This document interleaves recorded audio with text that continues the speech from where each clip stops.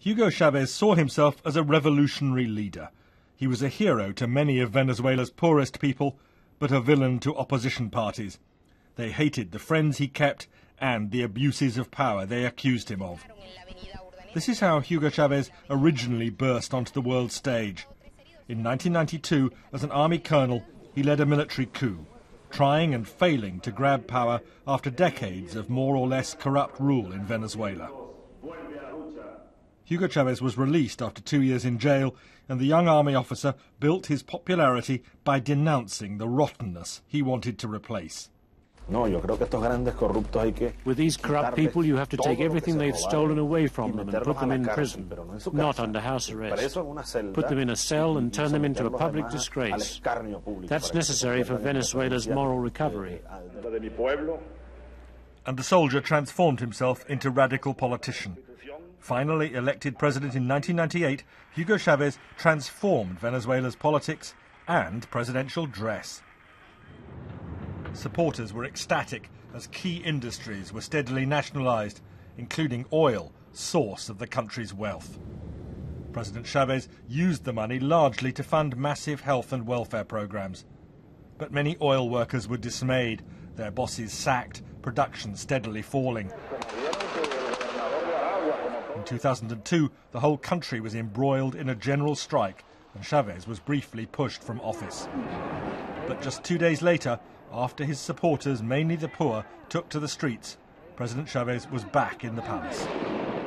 The president's very deliberate radicalism and his choice of friends made him enemies at home and around the world. His reliance on Cuba's Fidel Castro appalled those on the right. Alliance with Iran's President Ahmadinejad inflamed Washington. Using the UN stage to insult President George W. Bush divided the world. Yesterday, the devil came here. Right here. Right here. And it smells of sulfur still today.